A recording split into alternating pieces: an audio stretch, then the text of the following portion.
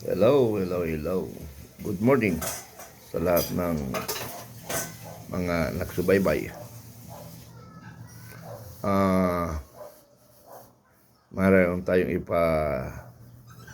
ipaalam sa taong bayan yung mensahe ng isang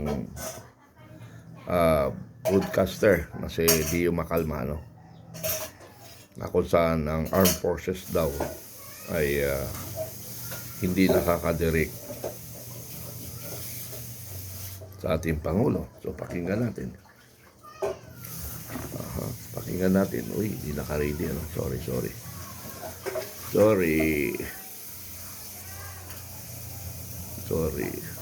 Okay. Ito. Matapos pong ihayag ng Pangulong Marcos ang order na mag-file ng courtesy resignation ng mga cabinet members, alam po ba ninyo mahabigan na may tumawag kaagad sa aking bubwit? Ayan, abay, mga military officers, General Ometa Browner, ayan, ay mga active officers na ito, apo, ayan, at alam po niyo mahabigan dahil ang military yata hindi na nakadirekta sa ating Commander-in-Chief. Abay, ang ating buwit ang ginagawang mensahero, ayan, pwede raw ba nating iparating, ayan, sa ating Commander-in-Chief? Ito po, Mr. President, ayan, ang Apo Lucas, ang mensahe na ating mga kasundaluhan. Total, nag-file na lahat ng mga courtesy resignation ng mga cabinet members. Sana daw po, Mr. President, tanggapin ninyo kaagad ang courtesy resignation ng Defense Secretary Gibo Teodoro. I am a soldier, far from my home. Magandang umaga sa lahat ng mga sundalo natin dyan sa lahat ng mga kampo. Campo Aguinaldo, Fort Bonifacio, ayan, Villamor Air Base, Philippine Navy, Sangley Point, abay, O'Donnell, ayan.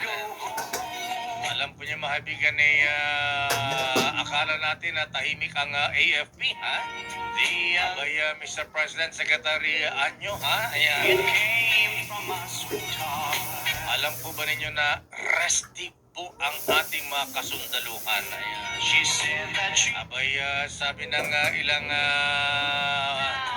military officers, sabi kasama pang abogado kahapon, Ayan. Abay, parang nagbabadyang bulkang sasabong, Kaya siguro, Mr. President, lend your ears to the military officers, Abay, ang tampo nila sa Commander-in-Chief, Mr. President, Abay, hindi daw katulad nung ibang sinundan po ninyo. At least nakausap ang mga top brass ng AFP. Ngayon po parang ang pinapaniwalaan nyo lamang daw po ay iisa lang. At ayan po ay ang Defense Secretary Gibo Teodoro. Ayan. Kaya tuloy po yung kanilang mga hinaing, ayan, mga complaints, hindi po na-address. Abay, Mr. President, pakinggan ninyo ang mga kasundaluhan din natin. Abay, hindi po biro-biro ito, Mr. President, Apo Lucas. Ayan, abay,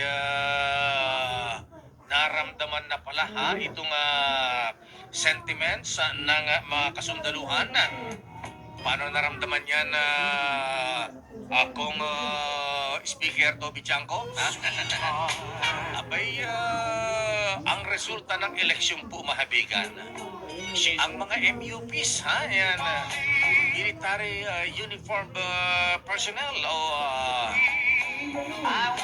abay, 12-0 mahabigan sa mga kampo, Abay, ang kanilang number one na ibinoto ay Senator Christopher Bongo, Kaya read between the lines, Mr. President. abay, kausapin niyo rin kami sa President. Pakinggan niyo rin ang ating Chief of Staff, ha? Ayan.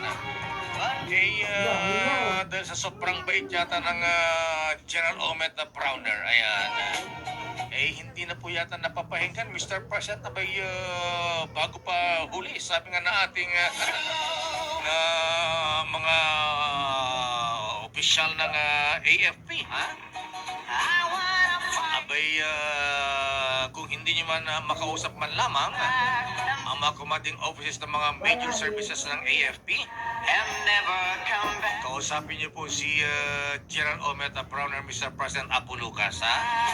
Dahil si General Omet Browner nag-ikot na po sa mga iba't Uy, naputol. O talagang naputol kasi confidential na ano. So, yung sinasabi ni Mr. Dio Macalma, last year ko pa narinig ito na hindi na kilo si General Browner because of national defense. Napakahigpit ng national defense natin, or maybe yan yung arrangement ng dalawa ni Bongbong Marcos at saka national defense, dahil ang nag-upo kay General Browner ay si national defense, so hindi siya makapalag. At may balita ako na may dugo sila pareha, si General Browner at saka si Gibo Teodoro, ano? Yung bagay na yan, matagal na yung problema ni General Browner na hinahawakan sa league. Pero ang tanong, bakit ang haba ng panahon? Yun yung tanong rin doon. Hindi natin maintindihan kung anong usapan. Pero tama rin yung sinasabi ni Captain Dado noon na ang AFP or the cabinet or lahat na required natin si Pangulong Marcos to undergo drug test para matapos na ang issue, para matapos na ang issue, kasi yan lagi ang nakakabit sa kanya eh. Problema nga lang, walang boses. Ito nga sabi nga ni Dio Macalma na walang boses ang AFP to direct to Commander-in-Chief. So ngayon, sa pagkakataon ngayon, so under evaluation natin ngayon, talaga bang tatanggalin ni President Marcos si Secretary Teodoro? Pag hindi niya tinanggal, ay talagang yun na yung kwento na yun. So bahala na mag-isip ang taong bayan at lalong-lalo na ang AFP, lalong-lalo ang AFP, bahala na. So kakapit na lang tayo sa mangyayari sa ating bayan. Ngunit ang taong bayan, maraming galit, pero ang problema, hanggang galit na lang tayo, no? Marami na nag-e-effort na grupo, pero hindi pa rin naging successful. Balikan natin yung EDSA 1. Yung EDSA 1 kasi, nagsama-sama doon ang military at ang mga political leaders. Kasi ang political leaders ang may hatak sa tao. So, politika pa rin ang solusyon. Hindi military solution. Ilang military groups na kumilot mula kay Cory Aquino hanggang ngayon o hanggang sa kay GMA, hanggang kay GMA, may nangyari ba? Wala. Because it's purely military. Without the support of the people, hindi talaga magiging successful yun.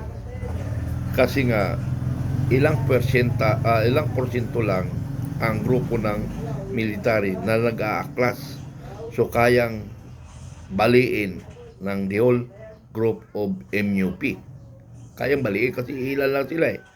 Pero yung iilan na yan, katulad ni yung EDSA 1, wala pa nga 3,000 yun na EFP, na UMAC class. Pero dahil nga million of Filipino natapos ang pag-aaklas, di ba? So kailangan talaga natin ang collaboration sa bawat grupo, magkaisa. So political talaga ang din, ang solusyon. So ang problema lang, may kanya-kanyang agenda eh. Yun yung problema, kanya-kanyang agenda.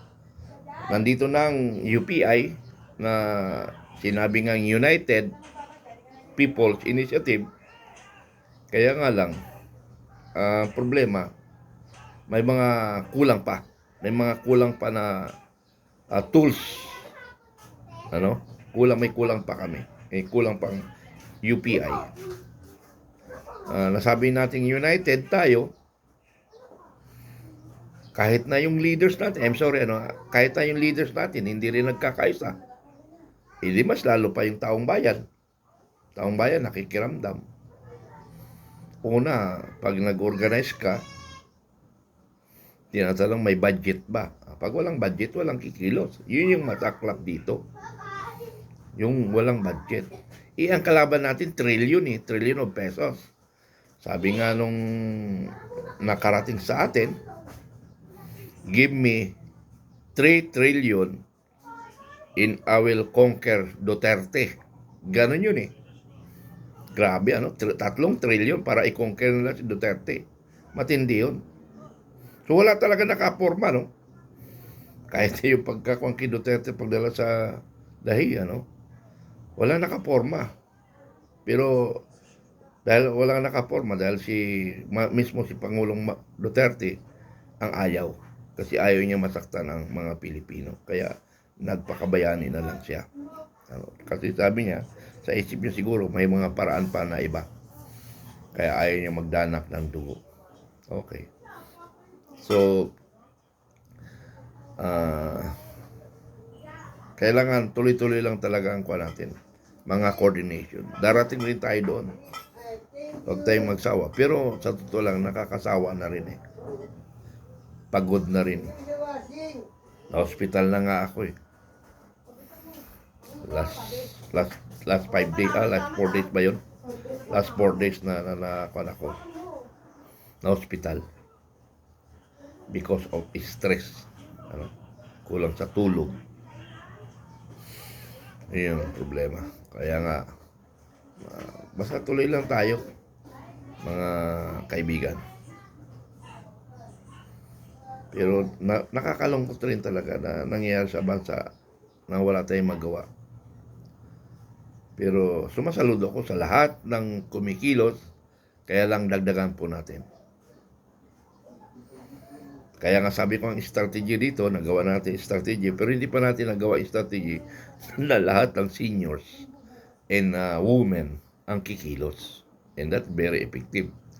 Ang tanong na nandiyan, kaya ba natin gawin? Yun lang yung tanong doon. Kaya ba natin i-convince sila lahat? Tingnan nyo ito na lang yung pumerma noong paman na ayaw sa corruption. Kung nagkita-kita tayo, nagsama-sama tayo, that is very effective. Ang problema nga lang, hanggang sulat lang tayo, hindi naman tayo pupunta sa kalsada, hindi rin tayo magtatagumpay. Dapat, kung magsalita tayo, sundan natin ang action.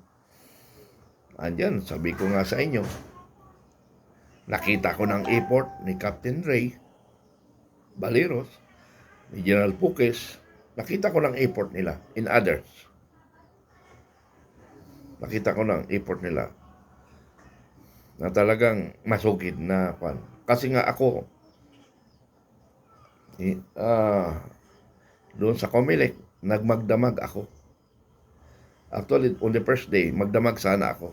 Kaya nga lang, nakaread ako magdamag. May dala na ako mga gamit eh. Ang problema nga lang, mayroong emergency akong babalikan. So, on the second day na lang ako magdamag para bantayan yung kasamahan. Ganun lang. So, tiis lang talaga tayo. Basta hindi lang ako kukontra sa aking asawa na kung anong gusto niya, sundin ko para magawa ko rin yung gusto ko. Ano? Kasi actually, pinapahinto na ako. Pero hindi kaya siguro akong pahintuin. Sa akin palagay lang Kasi ito yung kaligayahan ko na magsakripisyo para sa bayan. Yun lang, maraming salamat. Maraming salamat. Sana magkaisa tayo. Pasensya naman kayo kung ako ay nakapaglabas ng mga sentimento. Pero hindi specific na sa inyo yan. Specific yan para sa lahat ng Pilipino na ayaw pang kumilos. Yun lang, maraming salamat. Bye-bye. I love you all.